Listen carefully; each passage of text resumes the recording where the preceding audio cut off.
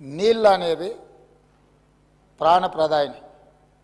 ముఖ్యంగా దక్షిణ తెలంగాణ మహబూబ్ నగర్, రంగారెడ్డి, నల్గొండ, ఖమ్మం జిల్లా వరకు కృష్ణానది జలాల మీదనే ఆధారపడి జీవితాలు కొనసాగిస్తున్నాము.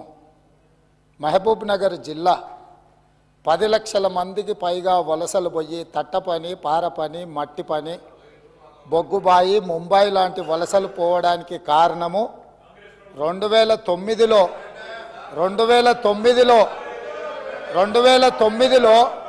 ఒక వ్యక్తి కరీంనగర్ జిల్లా ప్రజలు తరుముతే అక్కడి నుంచి పారిపోయి పాలమూరు జిల్లాకు వలస వస్తే అయ్యో పాపం వలస వచ్చిండని చెప్పి ఆదరించి ఎంపీగా గెలిపిస్తే పోయి అదే పత్తాటు పోయిండు. ఇవాళ అలాంటి జిల్లాకు సంబంధించి కృష్ణానది జలాల మీద చర్చ జరుగుతున్నప్పుడు ఆ మహానుభావుడు ఇక్కడికి రాకుండా ఫామ్ హౌస్లో దాచుకొని ఈరోజు తెలంగాణ సమాజాన్ని అవమానిస్తున్నాడు. ఇంతకంటే కీలకమైన అంశం ఈ తెలంగాణ సమాజంలో ఏమైనా ఉందా అధ్యక్ష? మీరు చెప్పండి. మీరు కూడా వికారాబాద్ జిల్లా కరువు ప్రాంతం నుంచి వచ్చిండ్రు కదా. ఇంత కీలకమైన చర్చ జరుగుతున్నప్పుడు తెలంగాణ సమాజానికి వాస్తవాలు చెప్పాల్సిన, వినిపించాల్సిన అవసరం వచ్చినప్పుడు ఈ సభ మొత్తం మా సాగునీటి పారుదల శాఖ మంత్రి గారు ప్రాజెక్టులను కేంద్ర ప్రభుత్వానికి ఒప్పజెప్పేదే లేదు, కృష్ణానది జలాలలో పరివాహక ప్రాంతం ప్రకారం 68% వాటా నీళ్లు తెలంగాణకి ఇవ్వాలని ఒక ప్రత్యేక రెజల్యూషన్ మూవ్ చేసినప్పుడు హుందాగా ప్రధాన ప్రతిపక్ష నాయకుడు వచ్చి ఇక్కడ కూర్చొని ఈ తీర్మానానికి మద్దతు పలికి తెలంగాణ సమాజమంతా తెలంగాణ హక్కుల మీద, తెలంగాణ నీళ్ల మీద ఒకే మాట మీద నిలబడ్డమని ఆంధ్రప్రదేశ్ నుంచి కేంద్ర ప్రభుత్వం వరకు ఒక సందేశాన్ని పంపాల్సిన సందర్భంలో సభకు రాకుండా ఫామ్ హౌస్లో దాచుకొని ప్రజలని తప్పుదోవ పట్టించడానికి వారిని పంపించి వారు పచ్చి అబద్ధాలు మాట్లాడుతున్నారు.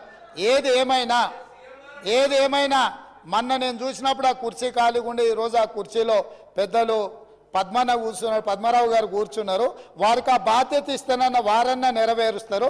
దయచేసి ప్రతిపక్ష నాయకుడిగా పద్మారావు గారు నిజమైన తెలంగాణ ఉద్యమకారుడు, తెలంగాణ కోసం కొట్లాడేటోడు. వారిలాంటి వాళ్ళని పెడితే తెలంగాణ సమాజానికి మేలవుతుంది. నేను ఒకటే చెప్పదలుచుకున్నా, ఈరోజు ఉత్తమ్ కుమార్ రెడ్డి గారు సభలో ప్రవేశపెట్టిన ఈ ప్రాజెక్టులను అప్పజెప్పేది లేదు అనేది మొదటి అంశము. పరివాహక ప్రాంతం ప్రకారం 68% నీళ్లు అంటే 551 టీఎంసీల నీళ్లు తెలంగాణకు రావాలి అని వారు తీర్మానం ప్రవేశపెట్టినరు. దానికి అనుకూలమా వ్యతిరేకమా మొదట ఆ విషయంలో స్పష్టత ఇచ్చిన తర్వాత మిగతా ఏ విషయాలైనా మాట్లాడమనుండ్రి. అంతే తప్ప ఇవాళ వాళ్ళ మాటల వల్ల, వాళ్ళ చర్యల వల్ల శత్రువులకు బలం చేకూరుతుంది. శత్రువులకు దొంగలకు సద్దిమూటం మోసే విధానం మంచిది కాదు. ఇప్పటికైనా దొంగ బుద్ధి మార్చుకొని తెలంగాణ బుద్ధి తెచ్చుకోవాలిగా అని చెప్పి నేను వారికి విజ్ఞప్తి చేస్తున్నా.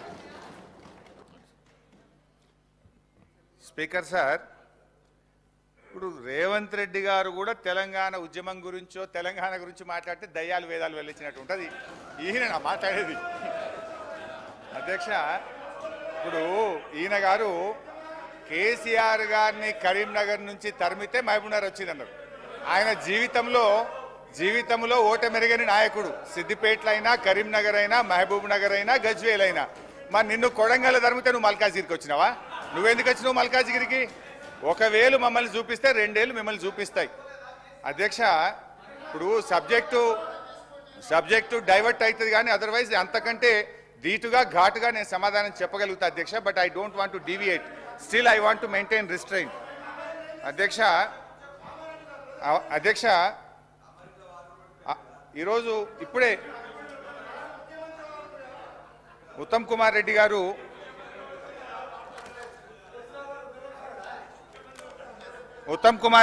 మాట్లాడుతూ లాస్ట్ ఇయర్లోనే 50-50 రేషియో గురించి మాట్లాడడం ప్రారంభించారు అన్నారు. అది అవాస్తవం అధ్యక్ష. మీరు రాసిన దాంట్లో పెట్టినారు డేటెడ్ 7